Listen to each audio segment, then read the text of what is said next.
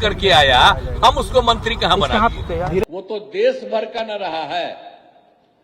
एक दूसरे का खात्मा करने के लिए ये तथाकथित इंडिया अलायंस के जितने दल हैं वो आपस में ही काफी हैं। बीजेपी का फेस अब बदलने वाला है, यानी मैं बात कर रहा हूं सीएम फेस। सीएम फेस को लेकर करके काफी बहुत तालमेल चल रहा था कि मैं नीतीश कुमार को सीएम फेस ला कर करके बिहार में इलेक्शंस लड़ूंगा, लेकिन एक ताजा सर्वे ने सबको हिला दिया है और सारा टेंशन का माहौल क्रिएट कर दिया है। हालांकि जिसकी उम्मीद थी वो उम्मीद से तो कह नहीं सकते कि कहां चले गए, बट जिसकी उम्मीद नहीं थी उसकी उम्मीद ऐसी बनने लगी कि काफी तहलका मच चुका है। जी हाँ दोस्तों, हम बात कर रहे हैं नीतीश कुमार को। नीतीश कुमार को 41% बिहार के लोगों ने उन्हें नकार दिया है, यानी यह एक बड़ी खबर निकल करके आ रही है। यानी 41% लोग नहीं चाहते हैं कि नीतीश कुमार आए दोबारा। तो बीजेपी के लिए एक संकट की घड़ी आ चुकी है, जिसकी वजह से चेहरा बना करके रिप्रेजेंटेटिव करने की बात की जा रही थी और चुनाव लड़ने की बात की जा रही थी। और ये ताज़ा खबर कहीं ना कहीं, ये रिपोर्ट कहीं ना कहीं लोगों में एक अलग सी बुनियादी ढांचा हिला के रख दिया है। अब बात करते हैं जो दूसरी जो लिस्ट तैयार हुई है वो सीएम फेस को लेकर के हुई है कि सीएम फेस कौन होंगे। उसमें अगर हम बात करें तो सबसे जो बड़ी पार्टी निकल के आई है, यानी वो अपने आप में एक नया चौंकाने वाली है। जो सेकंड नंबर के सबसे लार्जेस्ट पार्टी निकल के आई है वो प्रशांत किशोर की पार्टी है, यानी पीके की पार्टी है। लोग पीके को पसंद करने लगे हैं, यानी उनकी वोट प्रतिशत करीब 17% हो गई। 17% बिहार के लोगों ने पीके को अपना नेता मान चुके हैं। तो फिर नीतीश की स्थिति कहां है? हो रही होगी टेंशन की। अगर वहां 17% है तो आगे कौन है और पीछे कौन है, इसको भी हम खोल करके समझने की कोशिश करते हैं कि ऐसा क्यों हो रहा है। जिसके लिए बीजेपी एक चेहरा रिप्रेजेंट कर रही थी और कह रही थी कि इनके साथ लड़ेंगे, बीजेपी का मुख्यमंत्री होगा कि नहीं होगा उस बात की तो हम मलाल बाद में करेंगे। लेकिन अब मामला यहीं पर फंस के आ चुका है कि नीतीश कुमार के नेतृत्व में जो लड़ाई लड़नी थी शायद अब उसका रुझान कम हो जाएगा, क्योंकि उनके मुख्यमंत्री के रूप में चाहने वाले की जो प्रतिशत है वह घट के 15% आ गई है। यानी पीके लीड कर चुके हैं, यानी नीतीश कुमार से 2 कदम आगे निकल चुके हैं। ऐसी स्थितियां में क्या करेगी बीजेपी? यानी अब कहीं ना कहीं पीके का बोलबाला होने वाला है और इस रिपोर्ट में कहीं ना कहीं पीके और तेजी से अग्रेसिव मूड में नजर आएंगे, क्योंकि ऐसी चीजें देखने को मिली है।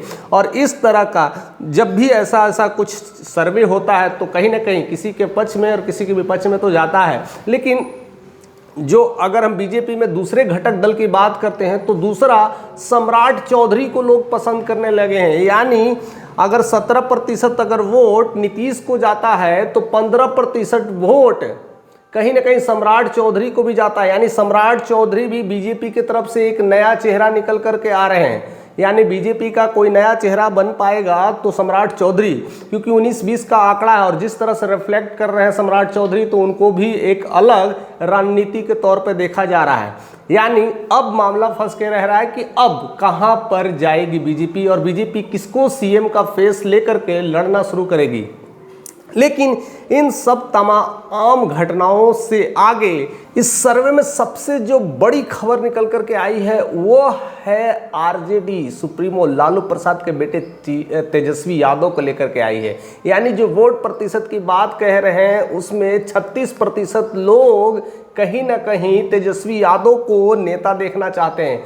इन सब तमाम लोगों से बहुत आगे निकल चुके हैं। यानी नीतीश कुमार करीब जो लोग पसंद कर रहे हैं 15%, यानी उनके डबल से भी आगे निकल चुके हैं। यानी अब मामला कहीं चेंज हो चुका है। यानी तेजस्वी यादव जिस तरह से धरातल पे आ रहे हैं, लोगों से मिल रहे हैं, महिलाओं से जनसंवाद कर रहे हैं और कभी बिजली फ्री की योजनाओं को बता रहे हैं, वृद्धा पेंशन की योजनाओं को बता रहे हैं और साथ साथ माई बहन योजनाओं के तहत कई सारे लाभान्वित चीज़ों को दे रहे हैं। किसी को टीवी तो किसी को लैपटॉप, ऐसे कई सारी चीज़ें दे रहे हैं, इवन साड़ियाँ भी बांट रहे हैं। शायद इस वजह से लोग उनसे ज़्यादा कनेक्ट होते हुए दिखाई पड़ रहे हैं। और दूसरा, वक्फ बिल को लेकर करके भी मुस्लिम दल के जो घटक दल के जो नेता है, जो नीतीश कुमार के तरफ थे, वो भी शिफ्ट होकर करके आरजेडी के तरफ आ चुके हैं। यानी अब मामला सीधा का सीधा तेजस्वी यादव की तरफ दिखाई देता हुआ पड़ रहा है। यानी एक सीएम का फेस कहीं ना कहीं इस बार तेजस्वी यादव को लोग देखना पसंद करते हैं। अगर इसी स्थिति अगर आई तो बीजेपी में एक सन्नाटा जरूर छाया होगा, एक अलग से सुखापन जरूर छा गया होगा, क्योंकि जिसके हिसाब से लड़ना था, जिसके लिए लड़ना था, जिसकी वजह से लड़ना था,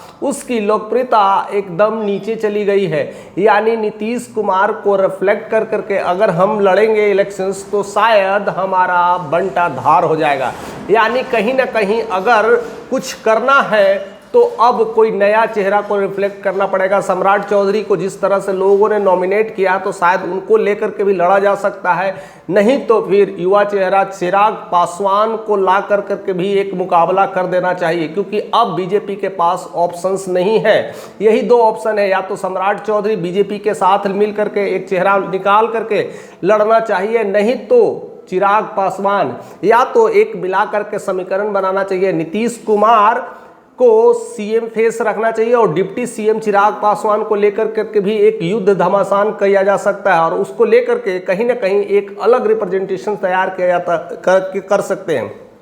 क्योंकि ये सर्वे का जो डाटा है कहीं ना कहीं काफ़ी लोगों को हड़कंप मचा रखा है, और इस तरह का सर्वे खास करके बीजेपी लोगों के लिए तो टेंशन है ही, इवन जेडीयू कार्यकर्ताओं के लिए टेंशन है, नीतीश कुमार के लिए टेंशन है, चिराग पासवान के लिए टेंशन है, पांचों घटक दल जो एनडीए में सबके लिए एक टेंशन निकल कर आ रही है। लेकिन जो ही दो पार्टी जो नई निकल के आई है वो खुशखबरी मना रही होगी। एक तो प्रशांत किशोर की पार्टी, वो दूसरा जनादेश के रूप में सबसे ज़्यादा लोकप्रिय होते हुए दिखाई पड़ रहे हैं, और जो पहले नंबर पर हैं वह तेजस्वी यादव दिखाई पड़ रहे हैं। यानी उनका पलड़ा भारी होता हुआ दिखाई पड़ रहा है। वैसी स्थितियां में क्या क्या रणनीति अपनाएगी बीजेपी, किसका सीएम का फेस बदल करके एक पोस्टर्स बैनर तैयार करेगी, या तो खुद अपना एक नया चेहरा रिप्रेजेंट करेगी, या तो उसी चेहरे में से कुछ चेहरे को निकाल कर करके सीएम फेस एलोकेट कर करके बिहार की तकदीर बदलने की कोशिश कर सकती है।